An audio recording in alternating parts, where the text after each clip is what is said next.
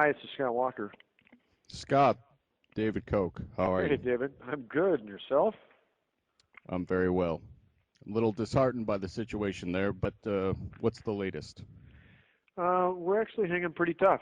I mean, amazingly, there's a much smaller group of protesters, almost all of whom are in from other states today. The state assembly is taking the bill up, getting it all the way to the last point it can be at where it's unamendable. But they're waiting to pass it till the Senate's in. But the Assembly Democrats have about 100 amendments they're going through. The state Senate still has the 14 members missing, but what they're doing today is bringing up all sorts of other non-fiscal items, many of which are things that members on the Democratic side care about. And each day we're going to ratchet it up a little bit. The Senate Majority Leader had a great plan he told them about this morning. He told the Senate Democrats about, and he's going to announce it later today, and that is the Senate Organization Committee is going to meet and pass a rule that says if you don't show up for 2 consecutive days on a session day in the state Senate, the Senate chief clerk, it's a little procedural thing here, but can actually have your payroll stopped from being automatically deducted into your Beautiful. checking account, and instead you still get a check, but the check has to be personally picked up, and he's instructing them, which we just loved, to lock them in their desk on the floor of the state Senate. Now, you're not talking to any of these Democrat bastards, are you? There's one guy that's actually voted with me on a bunch of things I called on Saturday for about 45 minutes, mainly to tell him that while I appreciated his friendship and he worked with us on other things, tell him why I wasn't going to budge.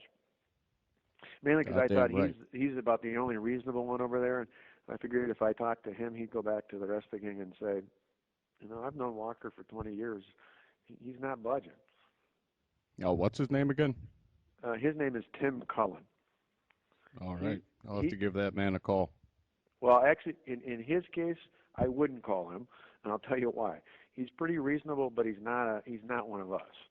Um, Uh, so I would let him be. I think he is in a position where he can maybe motivate that caucus, but he's not an ally. He's just a guy. He was in the Senate years ago. He was actually the Senate Democrat leader back in the 80s, and Tommy Thompson hired him to be the head of Health and Human Services. He went into the private sector, made real money, and became a little more open-minded. And huh. last fall, he got elected to the Senate seat he was in 25 years ago. And he's kind of one of these guys who he really doesn't care. He's not there for political reasons. He's just trying to get something done. So he's good to reach out to for me, but he's not a conservative. He's just a pragmatist. Now, who can we get to budge on this collective bargaining? Well, I think in the end, a couple of the things are one, if the I think the paycheck will have an impact. Secondly, one of the things we're looking at next, we'll probably announce in the next day or two. We've been working with our Republican leaders in the legislature. Is we're still waiting on an opinion to see if the unions have been paying to put these guys up out of state. We think there's at a minimum an ethics code violation, if not an outright felony. Well, they're Uh, probably putting hobos in suits. yeah, That's what is we it? do sometimes. Well, I mean paying for the senators to be put up. I know Ah, they're paying for these guys to be in. No, you can. I mean, people can pay protesters to come in. I mean, that's not an ethics code. But I mean, literally, if the unions are paying the 14 senators, if they're paying for their food, their lodging, anything like that, we believe at a minimum it's an ethics code violation, and it may very well be a felony misconduct in office because, see, technically, it's not just a political contribution. It is if they're being paid to keep them from doing their job, we think that's I mean, there's legally an obstruction, not of justice, but an obstruction of their ability to do their job. And we still got the Attorney General's office is looking into it for us. So we're trying about 4 or 5 different angles. I think each day we crank up a little bit more pressure. But the other thing is I've got layoff notices ready. We put out the at-risk notices. We'll announce Thursday They'll go out early next week, and we'll probably get 5 to 6,000 state workers will get at-risk notices for layoffs. We might ratchet that up a little bit too. Beautiful, beautiful. Got to crush that union. Well, it's one of those where in the end, and I've had not only Cullen, I talked to myself, I had 3 or 4 of my other uh, business leader friends who know him over the years, and just kind of pass the message on to these guys. If they think I'm caving, they've been asleep for the last 8 years because I've taken on every major battle in Milwaukee County and won even in a county where I'm overwhelmingly overpowered politically, and it's because we don't budge. If you're doing the right Goddamn right. thing, you stay firm. And in this case, we say we'll wait it out. If they want to start sacrificing thousands of public workers who'll be laid off, sooner or later there's going to be pressure on these senators to come back. We're not Beautiful. compromising. We're not going to. The other thing we may do, because the senator I mentioned thinks that these guys, you got a few of the radical ones who, unfortunately, one of them is a minority leader, but most of the rest of them are just looking for a way to get out of this. They're scared out of their mind. They don't know what it means. There's a bunch of recalls up against them. They'd really like to just get up back here and get it over with. And so the paycheck thing, some of the other things threatens them. I think collectively there's enough going on, as long as they don't think I'm going to cave, which again we have no interest in.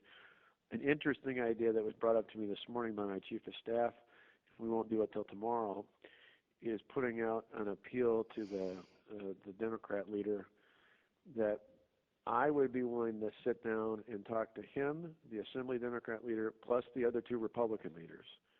Talk, not negotiate, and listen to what they have to say. If they will in turn, but I'll only do it if all 14 of them come back and sit down in the state assembly. They can recess it to come back over and talk to me, but they'll have to go back there. The reason for that is we're verifying it this afternoon, but legally we believe once they've gone into session, they don't physically have to be there. If they're actually in session for that day and they take a recess, the 19 Senate Republicans could then go into action and they'd have a quorum because they started out that way. So we're double checking that, but that would be the only, if you heard that I was going to talk to them, that would be the only reason why is we would only do it if they came back to the Capitol with all 14 of them. Then my sense is, hell, I'll talk. If they want to yell at me for an hour, I'm used to that. I can deal with that, but I'm not negotiating. Bring a baseball bat. That's what I do. I have one in my office. You'll be happy with that. I got a slugger with my name on it. Beautiful. But in the end, this is, and I've even pointed out last night because I'm trying to keep out as many of the private unions as possible. So this is about the budget. This is about public sector unions. Hell, even FDR got it. There's no place for the kind of, you essentially are having taxpayers' money be used to pay to lobby for spending more of taxpayers' money. It's absolutely ridiculous. Beautiful. So this is ground zero. There's no doubt about it. But I think for us, I just keep telling I tell the Speaker and the Senate Majority Leader every night, give me a list of people I need to call at home, shore them up.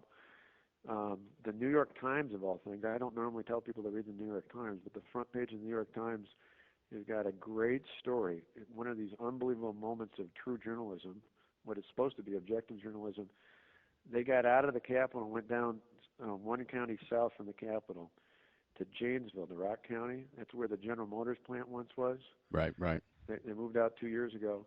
The lead on this story is about a guy who was laid off 2 years ago.